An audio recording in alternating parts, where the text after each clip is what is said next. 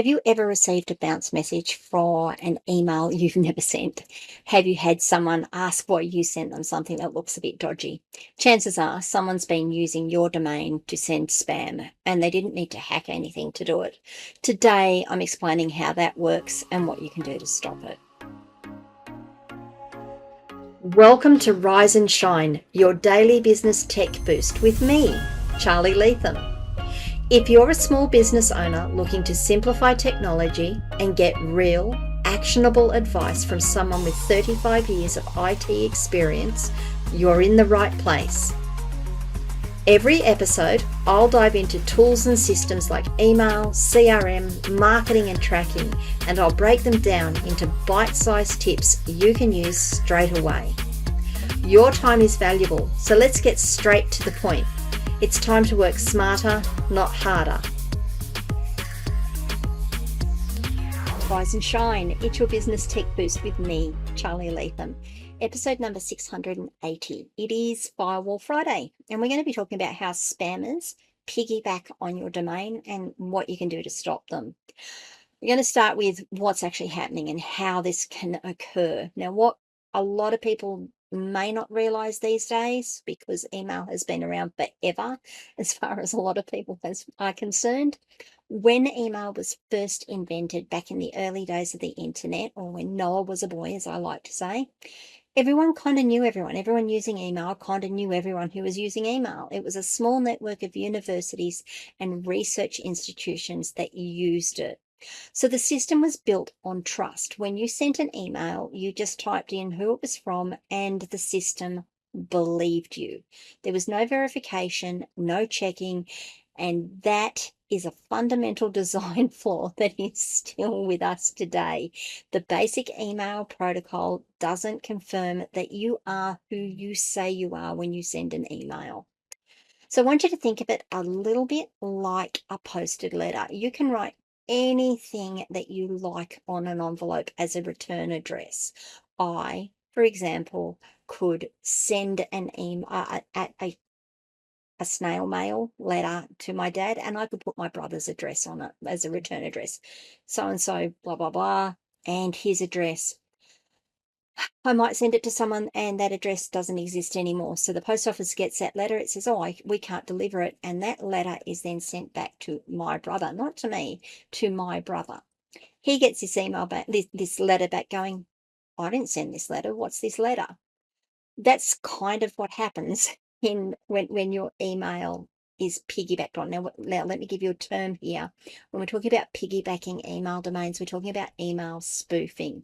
Spammers are using your domain as the return address, and the email system typically just accepts it. Now, we've done a lot. There's been a lot done in the last couple of years to fix that. We're going to address that a bit later in this podcast. But pretty much in a raw email system, you can put anything you want in that from address and it will just use that domain to send the email. Now, why does this happen? Why would a spammer bother using your domain instead of their own domain or registering their own domain? Your domain has reputation and it should have a good reputation. If you watched Monday's episode, or I spoke about how you maintain your email reputation, your email domain reputation. Your domain has a good reputation. It will send legitimate emails and they will get delivered. You've probably been doing this for years. So email providers like Gmail, Outlook, Zoho, Yahoo, all of them recognize your domain as being trustworthy. Spam filters are less likely to block emails coming from your domain, and spammers know this. They are basically taking your good name to get their rubbish in people's inboxes. They burn through your reputation to deliver their scams. So what does this actually look like in practice? How do you know that this is happening to you? Well, one of the first signs you're going to get will be the bounce messages. You'll get a handful, maybe dozens, maybe hundreds of delivery failure notifications for your emails or for emails that you never sent. You might have a contact or a client reach out to you and say, I just got a really weird email from you. Did you send this? The worst case scenario is your domain ends up on a blacklist. Once that happens, your legitimate emails, your invoices, proposals, client communications, marketing information, they're going to start landing in spam folders or get blocked entirely. And getting off the a blacklist can be pretty painful. Now, here's an important thing to consider and to remember.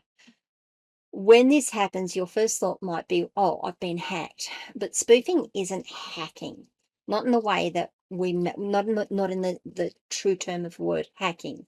They haven't accessed your email account. They haven't broken into your systems. They don't have your password. They're simply writing your domain in the from field of their spam emails. It's like someone writing your return address on junk mail. They don't need to break into your house to do it. This distinction is important because the fix isn't changing your password. It's something else entirely, which I will get to real soon. I promise I'll get there. Okay, so yeah, if you're thinking, yeah, and I get that, I get the inclination to think, oh, this wouldn't happen to me. Why would anyone target me? The truth is that spammers aren't targeting you specifically. They're not sitting there thinking, ah, yes, let's go after Charlie. Well, maybe they are these days, but they're not necessarily sitting there thinking, oh, let's go after that chick in Canberra. They're using automated tools that scan for domains without proper protection. They don't care if you're a sole trader or a multinational. If your domain is unprotected, it's useful to them. In fact, smaller domains can be more attractive because they're less likely to have the sophisticated protection in place. Now, these operations are pretty much highly automated. Bots, and particularly with AI these days, they scan millions of domains looking for ones without proper authentication records. They look for domains where protection has expired or was never configured properly. They're also looking at newly registered domains because often these haven't had security configured yet.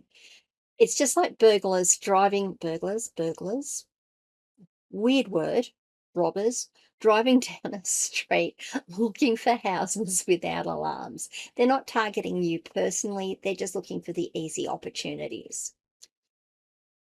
But where this really hurts is that once a spammer has been using your email for a while or your domain for a while, the providers start noticing. They see thousands of spam emails apparently coming from your domain and they flag it.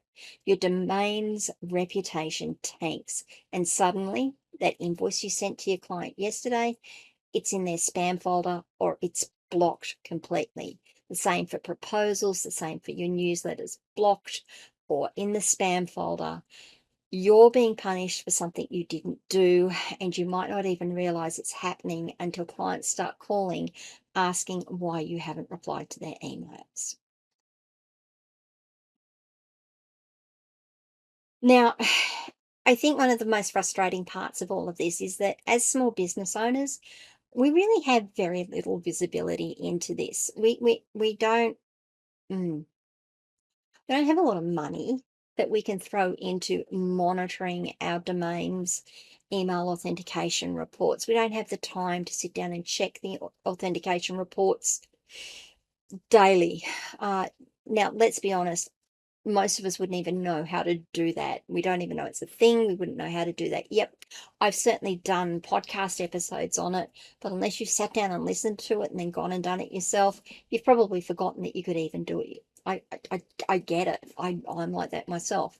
So you won't know you're being spoofed until something goes wrong, until a client complains, until emails stop arriving, until you try to send a campaign and half your list doesn't receive it. But by then it's too late. The damage to your reputation is already done. The biggest cost though, the biggest cost to you is your reputational cost. It's the trust that you have engendered with your clients. Once your clients receives a phishing email that looks like it's come from you, once it's got a dodgy link on it, once it's got a spammy message, they're going to question everything that comes from you, at least in a little while and probably for a long while, until you can guarantee that it is you sending those emails again. So they might, and that means they might think twice about doing business with you. They might tell others. It doesn't matter that it wasn't really you. The damage to your reputation can be real, and rebuilding trust is much harder than protecting it in the first place.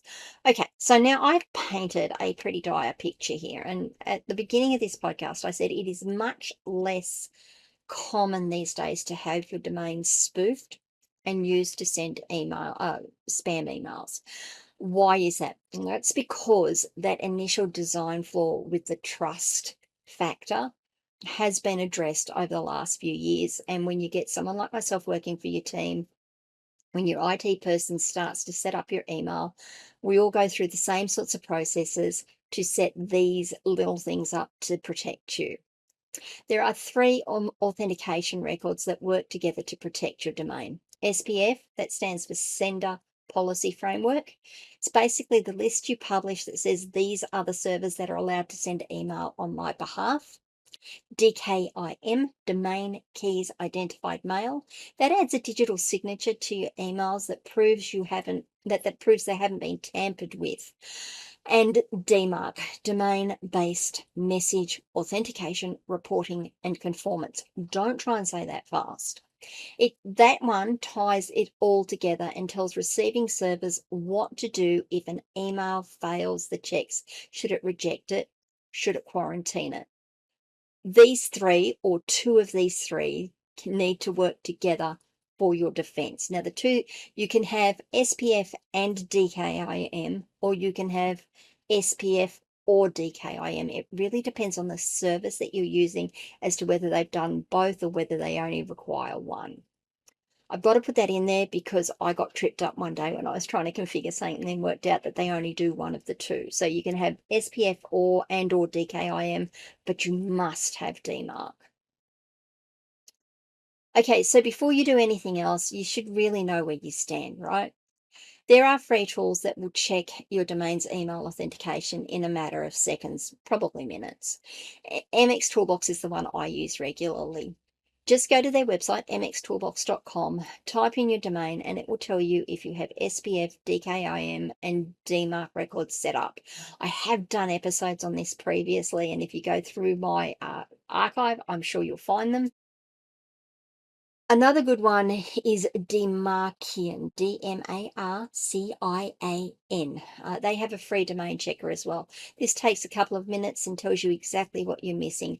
I would honestly recommend that you do this. If not now, do it today or tomorrow. Don't put it off for much longer. Make sure your domains are set up correctly. Now, if you're missing an SPF or a DKIM record, the good news is your email provider usually handles this. If you're using Workspace or Microsoft 365 or Zoho Mail or any decent email provider, they'll have documentation exactly on what records to add. I've also got episodes on this podcast that show you how to do it for the four big ones: Google, Microsoft, Zoho, three big ones. You'll need to add these records to your domain's DNS settings, and that's usually through whoever you've registered your domain with or your website is hosted with. Now, if that sounds overwhelming, this is something you can ask your email provider's support team to walk you through, get your web person to help, or honestly, reach out to someone like me who can help you. It's not complicated, it is unfamiliar, and it's probably multiple steps that you can trip yourself up in if you don't do each one in turn. Now, DMARC is often the record that people skip most often. Now, that's the important one though, because that tells these email services what to do with suspicious emails. When you first set it up, I'd recommend that you set it up with a monitoring policy. Now, I don't want to get into all the details of what DMARC is, but if you set it up with a monitoring policy, which is P equals none, what that will do is it won't block anything. It will send you reports about who's sending emails using your domains. Now, this is important because you might discover that you've got legitimate services that you had forgotten about: your email marketing platform, your CRM, your booking system, your help desk. Anything that sends email on behalf of your domain needs to have either an SPF and or a DKIM record. DMARC goes across all of your domain. So your DMARC, when you set it up, make sure you do have a DMARC record set up, and make sure that it is set to monitoring to start with, so that you don't bounce messages that should actually get through. Now, this isn't a set and forget situation. DMARC sends you reports and you should actually look at them. The raw reports are pretty technical. They are text files, but they are in an XML format, which means when you look at it, they've got tags and they're all indented. But there are free tools out there to make them readable. I'd suggest Googling them. I can make a few suggestions for them if you want. There are others out there. Set up your DMARC record to send reports to an address you monitor, and check them periodically. If you suddenly see a spike in failed authentications from servers you don't recognize, someone's trying to spoof your domain. But by now, because you've put all these other protections in place, they're failing. So you don't need to worry about it. What it tells you, though, is that someone is out there trying to send on your behalf. That's when you might want to go in and change that monitoring policy on your DMARC to reject it or quarantine it. Now, there's a lot to think about there. If you need any help whatsoever, if it's just sort of gone over your head in terms of what you need to do, reach out, let me know. Have I raised more questions here than I've answered? I probably have in this episode. I used some jargon that I try not to use normally. It's difficult when you get into these sorts of things. You need to check all these things, because they're the things that your providers will show them to you as. It is also how we learn and grow, of course. So let me know if you've got any questions, and if you've tried this and it's failed, if something's not working for you. Leave comments wherever you're watching or listening to these videos. If this video was useful, if this episode was useful to you, I'd really love a like, and maybe you could share it with a friend. If you haven't subscribed to my channel already, please hit the subscribe button and ring that bell so you find out when I drop more content. And as I've said pretty regularly throughout this episode, if you need any help with this, this is what I do. This is how I can help you. You can book a free 30-minute breakthrough session, and you can do that by visiting my website, askcharlyleetham.com, and clicking the button in the top right-hand corner. Or if you've already taken your free breakout session, you can hire me, of course, and book more time with me, and I'd love to help you. Guys, have a great weekend. This is Firewall Friday. Have a great weekend, and I will see you Monday for Mindset Monday. Bye.